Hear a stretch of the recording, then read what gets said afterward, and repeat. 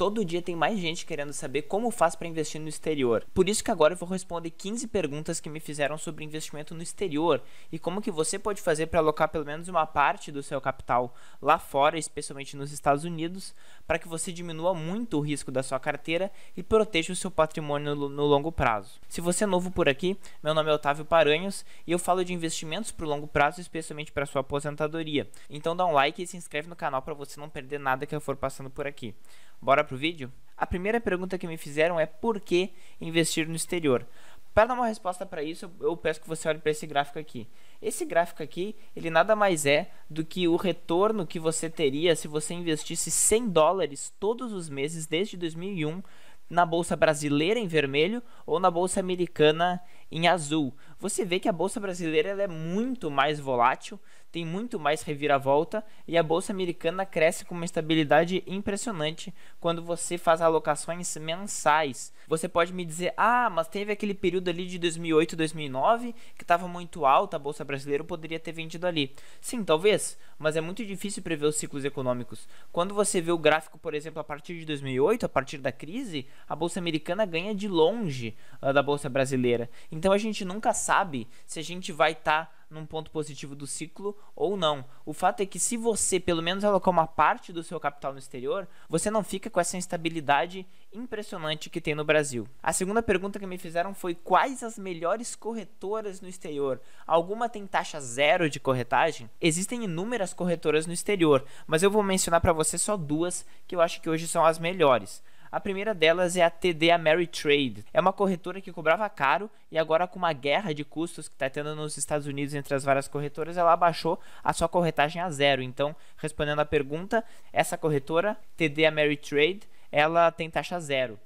Outra corretora que foi criada por brasileiros, e esse é o grande diferencial dela, é uma corretora americana sediada nos Estados Unidos, mas feita por brasileiros. Essa corretora se chama Avenue. Ela tem a possibilidade de você ter todo o acesso interno em português, o que facilita bastante. Também, pensando no público brasileiro, ela já emite os relatórios de imposto de renda, toda a parte com câmbio, já atualizada para a Receita Federal Brasileira, o que facilita bastante a vida das pessoas. Na prática, ela cobra duas coisas mais caro do que a TD Ameritrade. A primeira delas é a parte do câmbio. Pela TD Ameritrade, você tem que mandar através de uma outra empresa o dinheiro para lá. Você tem que mandar o seu dinheiro através de uma empresa de câmbio especializada. Eu recomendo a remessa online e com o meu código aqui você já ganha 50% de desconto na sua primeira remessa. Já pela Avenue, você manda um TED direto para a conta dela no Brasil e ela faz a parte do câmbio, que facilita bastante. Mas claro, tem uma contrapartida para isso. Ela cobra, em geral, 1% mais caro. Nos dias que eu vi, só para dar o exemplo, o câmbio pela Avenue estava 4,30 e para você mandar pela remessa online estava 4,26, 4,25. Então era praticamente 1% mais barato. Quando você manda mais dinheiro faz diferença, 1% de desconto simplesmente pela forma que você manda o dinheiro. E também pela Avenue eles cobram uma corretagem, que não acontece na TD Ameritrade. A corretagem da Avenue é $2,50 se você for fazer uma operação de até $1.000, e aí vai subindo sucessivamente até $10 por operação para qualquer valor de compra ou de venda. Então aí você tem que ponderar, se você quer uma coisa mais facilitada, mas mais cara, porque tem corretagem e o câmbio é um pouco mais caro, ou você aceita abrir uma corretora tudo em inglês, sem assessoria em português, mandando o dinheiro através de uma empresa paralela, mas pagando bem mais barato. Aí fica a seu critério. A terceira pergunta que me fizeram foi: com dólar em papel moeda no Brasil que eu tinha de uma viagem, dá para investir no exterior? Não, não dá. No Brasil você não poderia pegar esse dinheiro, esse papel moeda e colocar numa conta aqui e mandar para lá. No Brasil ainda não pode ter conta em dólar. Para você fazer isso, você teria que ter uma conta corrente nos Estados Unidos, depositar os seus dólares de papel moeda lá e lá fazer essa transferência para a corretora. Mas isso eu acredito que não seja a realidade da maioria das pessoas, então não se aplica. No caso, você teria que transformar isso em reais, colocar na sua conta no Brasil e fazer uma remessa para sua corretora nos Estados Unidos com uma operação de câmbio controlada pelo Banco Central. Quarta pergunta: a partir de quanto dinheiro dá para investir no exterior? A partir do mínimo que você tiver. A partir de R$10, R$5 você já pode mandar diretamente para sua corretora nos Estados Unidos. Cabe salientar que somente para a Avenue Corretora, que é aquela corretora de brasileiros que é um pouquinho mais cara, você manda o dinheiro para eles e não tem taxa nenhuma, além do câmbio já ser mais caro. Se você vai mandar o seu dinheiro para uma empresa de câmbio para outras corretoras americanas, você vai pagar uma taxa de R$ 5,90 caso o valor da remessa seja inferior a R$ 2.500. Não é uma diferença muito grande, mas é bom salientar. A quinta pergunta que me fizeram é: ETFs de commodities compensa? Se expor corretamente aos ciclos econômicos, vale a pena? O que eu tenho para te dizer é que é praticamente impossível acertar exatamente quais são os ciclos econômicos, e além disso, eu não recomendo você se expor somente a um tipo de empresa de commodities, tá? Especialmente quando você tem justamente a possibilidade de investir em ETFs, que são fundos de índice, que replicam o mercado como um todo, e você tem a possibilidade de se expor ao mundo inteiro, não somente aos Estados Unidos, através desses ETFs, que são fundos de índices, né, que compram inúmeras empresas. Os maiores fundos de índices têm mais de 4.000 empresas dentro deles. Então, na realidade, você deveria pensar em investir em um ETF, não se expondo somente a um único setor da economia, mas sim a todos, já que você tem justamente a possibilidade de comprar um ETF diversificado ou vários ETFs para vários setores da economia, sem ficar demasiadamente exposto a um único setor. Como a gente pode ver no gráfico do próprio Brasil, quando a gente olha a moeda em dólar, a gente vê que o Brasil deu um pico gigantesco ali no período entre 2004 e 2008, justamente pela explosão das commodities, mas isso não demonstrou que a economia brasileira como um todo tinha se sustentado e ido para um outro patamar, até porque você pode ver que caiu depois. Então, justamente por isso é bom você diversificar em diversos ETFs, tanto de tecnologia quanto de saúde, ou comprar algum geral, e você nem precisa fazer isso, você simplesmente vai aportando sem perder tempo. Sexta pergunta: Disney, o que você acha? Respondendo honestamente essa pergunta, eu não sei e na realidade não interessa. Por que não interessa? Porque já foi comprovado que a chance de uma pessoa acertar quais empresas vão gerar o maior retorno de mercado é de inferior a 4%. Então, sobre isso, eu recomendo que ao invés de você ficar olhando empresas específicas, você compre um ETF que tenha características que você acredite. Eu acredito no futuro de planos de saúde. Então, você compra uma empresa só focada em saúde, focada em prestação de serviço de saúde, em hospitais, etc. Isso é uma coisa, se você acreditar e você conseguir colocar o dinheiro lá sempre. Eu recomendo que você diversifique em vários fatores: empresas de crescimento, empresas de valor mais baratas, empresas de mercados emergentes e empresas de mercados desenvolvidos. Realmente, se você ficar pensando, será que a Disney vale a pena? Eu realmente acho que isso aí não vai dar um bom resultado no longo prazo, porque você vai perder muito tempo, vai se estressar muito e é muito pouco provável que você acerte as empresas. Sétima pergunta: cite alguns ETFs para investir. Bom, aqui eu selecionei 4 ETFs que eu acho que são particularmente interessantes. E não é uma recomendação de compra, certo? Não é uma recomendação de compra, mas já é bom você ir se acostumando com as siglas e também com as características de cada um deles. O primeiro que eu queria mencionar tem a sigla VNQ. Esse ETF ele investe basicamente em fundos imobiliários nos Estados Unidos. Você pode ficar pensando aqui no Brasil, qual é o melhor fundo imobiliário para comprar? A maioria dos fundos imobiliários aqui tem uma capitalização de mercado, ou seja, um tamanho aí entre 200 milhões de reais e 1 bilhão de reais, 1 bilhão e meio de reais. Esse aqui tem uma capitalização de mercado de 37 bilhões de dólares, o que dá mais ou menos 160 bilhões de reais. Isso é praticamente 4 vezes todos os fundos imobiliários brasileiros juntos, tá? Então é um fundo simplesmente gigantesco. Você vai estar literalmente comprando o setor imobiliário norte-americano, o que no longo prazo se comprovou bem seguro, tá? Então é algo para você dar uma olhada. O segundo ETF que eu queria comentar para você tem a sigla IJS. Ele investe basicamente em small caps de valor, então são empresas pequenas e baratas. Esses são basicamente os 2 principais fatores que se comprovaram desde 1960 com o modelo do mercado eficiente do Eugene Fama, que são os fatores que geram maior retorno no longo prazo: comprar empresas baratas, comprar empresas boas. Por que empresas baratas? Porque em geral as pessoas elas exageram e descontam muito em empresas que são relativamente razoáveis, então você tem ótimas oportunidades de compra, e também em empresas que são pequenas, então tem um grande potencial de crescimento. Mas agora sim, você não precisa ficar que nem na Bolsa Brasileira pensando, qual é a ação que eu vou comprar? Essa aqui é pequena, essa aqui tá barata, essa aqui não tá, qual é o preço correto? você vai simplesmente comprar um ETF que vai replicar um índice que tem já essas características. Você não precisa fazer nada. Você simplesmente coloca o dinheiro lá e ele automaticamente vai comprar empresas pequenas e empresas baratas. O terceiro ETF que eu queria comentar para você é um dos maiores nos Estados Unidos. Ele replica as 100 maiores empresas do índice da Nasdaq, que é uma das bolsas americanas. Ele tem o código QQQ e ele é fortemente focado em tecnologia. Praticamente metade dele é focado em empresas de tecnologia. As principais empresas são aquelas que a gente já conhece, a Amazon, o Google, o Facebook. E é sempre bom você estar exposto a essa nova realidade mundial. Se fala aí que a partir de 2030 a 2040, mais da metade da economia vai ser praticamente baseada em tecnologia.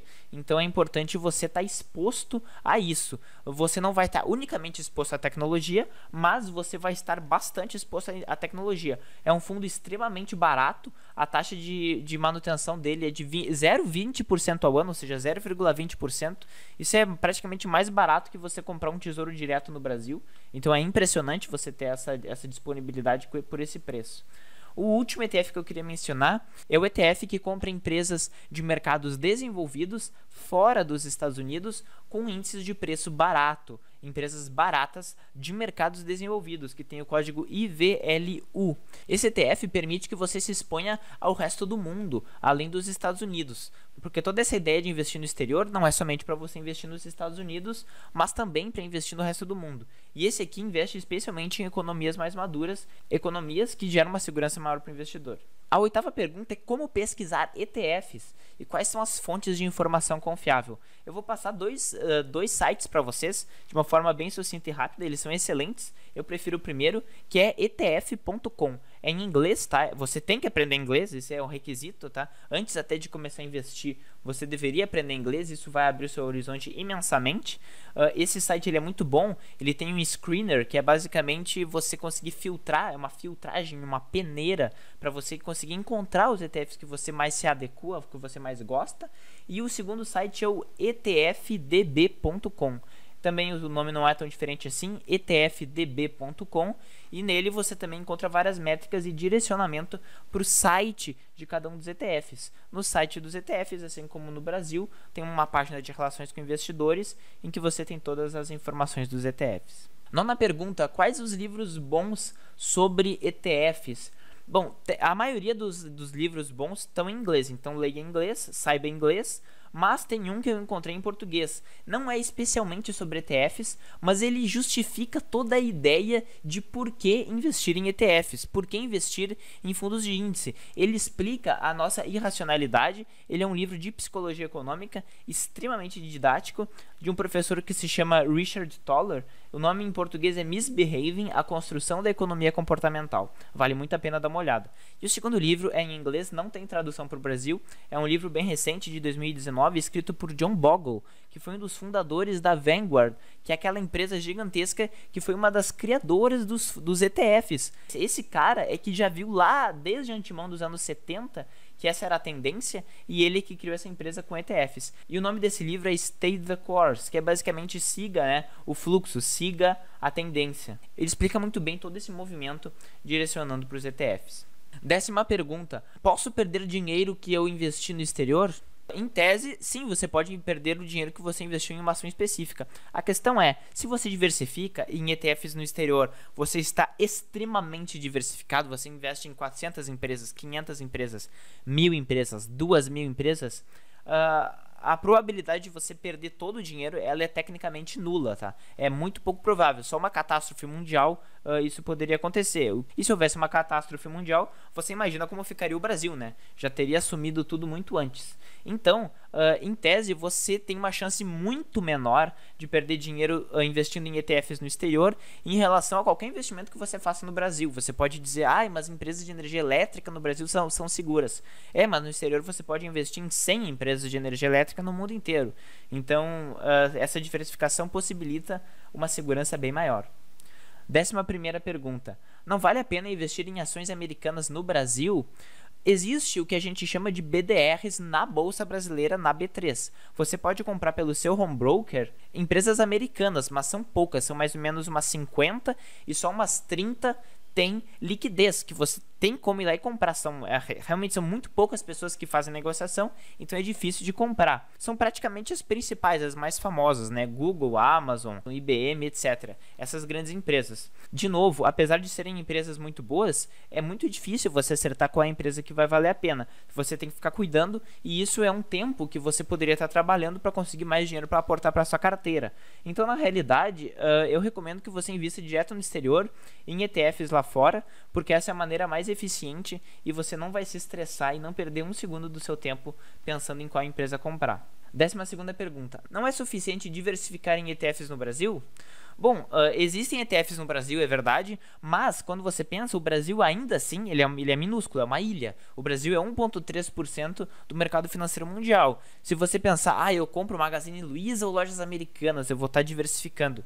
É muito pouco provável que você diversifique no nível necessário como você conseguiria no exterior, diversificando em ETFs no exterior. O Brasil, querendo ou não, ainda é muito influenciado por commodities, é muito influenciado por política, e todas as empresas que você investe no Brasil, inclusive em ETFs, você fica refém desse vai e vem eterno que tem no Brasil. Você não pode esquecer que há pouquíssimo tempo atrás, há 30 anos atrás, isso não é praticamente nada em termos históricos, a gente tinha inflação de 80% ao ano. Ou seja, o Brasil, em termos mundiais, não é um país seguro. O Brasil é um país arriscado para se investir.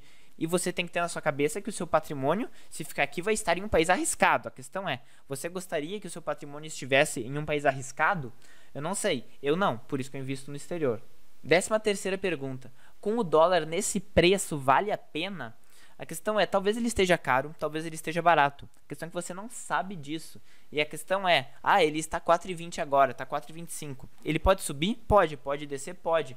A questão é, se você recorrentemente colocar dinheiro no exterior, você vai acabar comprando um preço médio histórico que representa um valor adequado da proporção de reais para dólar. Quando você vê em 94, quando surgiu o real, o dólar valia R$1. Hoje, um dólar vale R$ 4,20. Então, você vê que a tendência é sempre a desvalorização do real, porque a gente tem uma moeda mais fraca. O Brasil tem uma moeda mais fraca e, consequentemente, ela se desvaloriza no tempo. Então, a tendência é se desvalorizar mais ainda. A tendência é que fique mais caro o dólar. Então, o que eu recomendo é que você, todo mês ou a cada período que você conseguir, você sempre coloque dinheiro lá fora e não fique tentando adivinhar o mercado. 14ª pergunta. Como funciona a tributação de investimentos no exterior? Essa é uma ótima pergunta, muito importante. De fato, essa é uma das coisas mais chatas, em tese, que tem no investimento no exterior. Por quê? Porque você tem que declarar todo mês os dividendos que você recebe dos seus investimentos no exterior. Isso se dá pelo programa do Carnê-Leão da Receita Federal, que você baixa no site da Receita Federal. Mas, de fato, isso não é nada complicado. Isso é bem simples. Você tem que pegar o valor que você recebeu, transformar em dólar e colocar no aplicativo da Receita. Se você investir no exterior pela Avenue, pela corretora Avenue, que é aquela feita para brasileiros, eles já te dão um relatório já com a cotação adequada do câmbio em relação ao dinheiro que você recebeu. Então, basta pegar aquele valor e colocar no aplicativo da Receita sem ter que fazer nenhum cálculo de câmbio. Fora isso, você tem que naturalmente declarar o imposto de renda no final do ano, como você já faz com as suas ações no Brasil. Era mais ou menos isso, pessoal, que eu queria passar para você. Se fez sentido, se você gostou de toda essa ideia de investir no exterior, dá um like e se inscreve no canal para não perder mais nenhum vídeo que eu faço aqui. E comenta aqui embaixo no vídeo quais são as outras dúvidas que você tem a respeito de investimento no exterior ou a respeito de investimento em geral. E me segue no Instagram, que em geral eu sempre respondo perguntas por lá de uma maneira bem mais eficaz. Beleza? Abraço!